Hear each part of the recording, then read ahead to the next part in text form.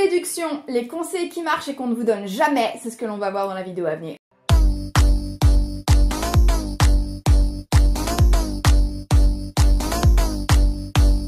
Salut mes petits bichons, j'espère qu'aujourd'hui ça va. Ça fait très youtubeur de demander si ça va. Sachez-le, vous qui êtes en face de moi, je suis actuellement, authentiquement face à vous, en train d'espérer que ça va. D'accord, je suis en train d'envoyer un vœu à l'univers que les gens qui regardent cette vidéo aillent bien. Est-ce que c'est perché? Ouais. Est-ce qu'il faut que j'arrête de tourner des vidéos en étant malade?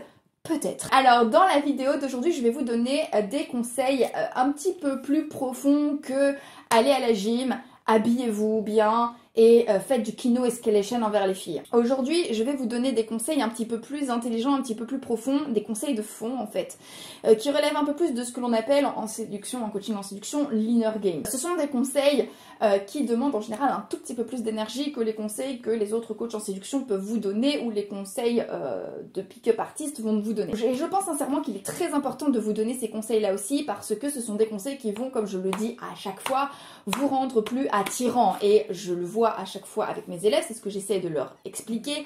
Une femme qui n'est pas attirée par vous ne se laissera pas séduire, d'accord? Donc, il est très très bon et très intelligent d'apprendre la séduction. Je pense que savoir effectivement créer une tension sexuelle, c'est intéressant. Savoir manier une conversation, c'est super intéressant.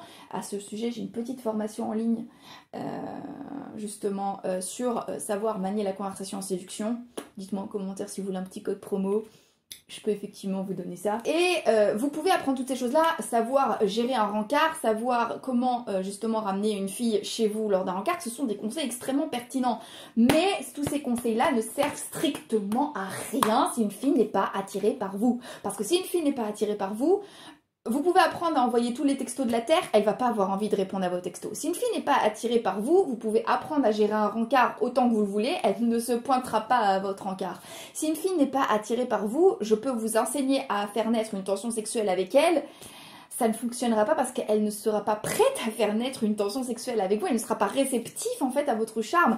Donc voici 5 conseils que j'ai notés, qui ne sont pas les conseils classiques qu'on vous donne dans les vidéos de coaching en séduction. Alors, conseil numéro 1 et que l'on a tendance à sous-estimer, avoir votre vie bien en place. Alors je sais que beaucoup d'entre vous avaient conscience du fait qu'il faut avoir une vie en place.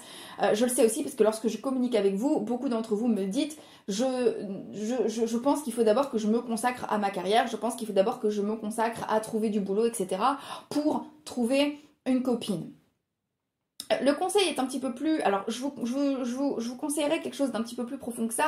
Pour moi, avoir sa vie en place, ce n'est pas exclusivement avoir un boulot, un appartement et une voiture, quand bien même si je pense que ça peut effectivement vous aider dans la vie et ça peut faire partie des choses qui vont vous aider à avancer dans la vie. Je pense que par avoir une vie en place, je vous dirais plutôt avoir vraiment une vie qui vous rende heureux au quotidien.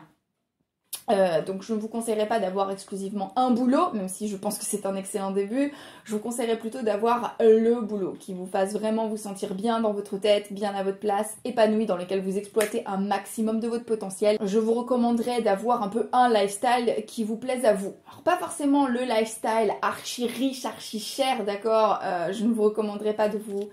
Vous n'êtes pas obligé d'avoir une villa avec piscine, la dernière Maserati, je dis n'importe quoi, ou la dernière Rolex à la mode pour avoir votre vie en place. Moi, ce que je vous recommanderais, ce serait avoir créé une vie qui soit la vôtre, une vie stable, dans laquelle vous êtes bien, une vie où vous prenez plaisir à vous lever le matin, une vie dans laquelle vous êtes en paix, une vie où vous dormez bien la nuit, une vie où vous vous réveillez le lundi matin sans avoir envie de crever. Ce sera déjà bien et je pense que c'est un des sine qua non si vous voulez être dans la séduction. Ensuite, conseil numéro 2, avoir un minimum d'intelligence sociale, surtout en ce qui concerne les vêtements. Par intelligence sociale, je n'entends pas forcément s'habiller avec des fringues ultra chères et ultra riches. Je pense surtout savoir s'habiller selon les circonstances et savoir comprendre justement dans quel contexte vous êtes, savoir intégrer le contexte social dans lequel vous vous trouvez et savoir à la fois s'exprimer et s'habiller de manière appropriée par rapport à ce contexte. Et ce conseil est, je pense, plus intelligent que juste suit up, comme on dit, like, tous en costume. Parce que peut-être que les sphères dans lesquelles vous évoluez, les sphères dans lesquelles vous vous sentez à votre place, les sphères où vous allez rencontrer les femmes qui vous plaisent vraiment ne requièrent pas de costume. Dans la rue et dans la majeure partie des contextes dans lesquels se trouvent mes élèves, je leur recommande toujours d'avoir un jean bien coupé, un bon t-shirt bien propre et bien repassé ou une bonne chemise, une veste de blazer et une paire de chaussures confortables mais de ville.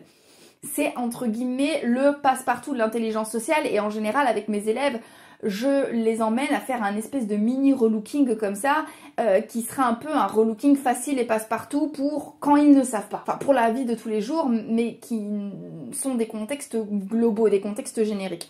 Maintenant, la véritable intelligence sociale, c'est d'avoir des sphères, d'évoluer dans des sphères que vous comprenez et donc vous habillez en fonction de ces sphères. Vous pouvez être très très séduisant en étant un métalleux. Vous pouvez être très très séduisant en étant habillé comme un bobo altermondialiste. L'idée, c'est de comprendre les sphères dans lesquelles vous êtes et de vous exprimer et vous habiller en fonction donc de ces sphères-là. Donc, voyez, faites un peu le tour des sphères dans lesquelles vous évoluez, des contextes dans lesquels vous évoluez en général, des contextes dans lesquels vous avez votre place, des contextes dans lesquels vous êtes à votre place, et demandez-vous, ok, comment est-ce que l'on s'exprime dans ces contextes-là et comment est-ce que l'on s'habille dans ces contextes-là. Et si vous évoluez dans plusieurs contextes, ce qui est mon cas, vous pouvez à ce moment-là faire un petit peu le caméléon et savoir vous adapter à divers contextes, à diverses situations. Vous allez faire preuve d'intelligence sociale et l'intelligence en général.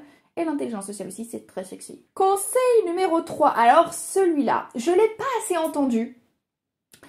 Et je pense pourtant que c'est un principe fondamental qui va vous faire monter en sex appeal fois 10 000.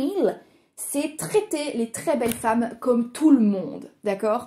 Je vois tellement de gens avoir de l'indignation à géométrie variable. Je vois tellement de gens avoir des respects et des limites à géométrie variable et accorder en fait beaucoup trop de crédit à des femmes sous le prétexte qu'elles sont belles. Rien n'est plus sexy auprès d'une femme très jolie qu'un homme qui n'en fait pas tout un fromage. Je peux vous l'assurer, vraiment. Et si ça vous fait peur et si vous perdez vos moyens face à des filles beaucoup trop jolies, venez me voir, vous cliquez sur le lien en barre d'infos, vous mettez en place un rendez-vous avec moi, on en parle, on fait un point et on lève vos croyances limitantes à ce sujet parce que ça fait partie des choses que j'enseigne dans mes coachings. Mais traitez les très très belles femmes comme tout le monde, c'est-à-dire avec respect, objectivité, sans être une carpette.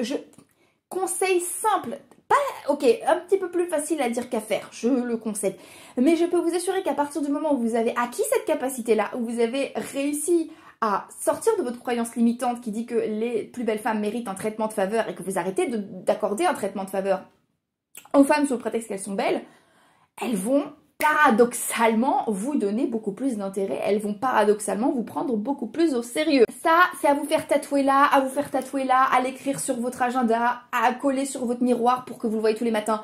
Vraiment, je vous assure, s'il y a un conseil que vous devez retirer de toutes mes vidéos et de tout ce que j'ai à vous dire, c'est ça. C'est traiter les belles femmes comme vous traitez n'importe qui d'autre. Avec respect, sans traitement de faveur.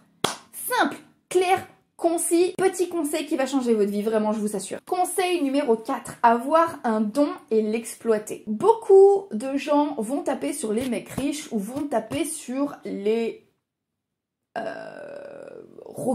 artistes, sur les comédiens, sur les chanteurs, etc. Et on va partir du principe que s'ils arrivent à attirer les femmes, c'est exclusivement parce qu'ils sont riches. C'est faux.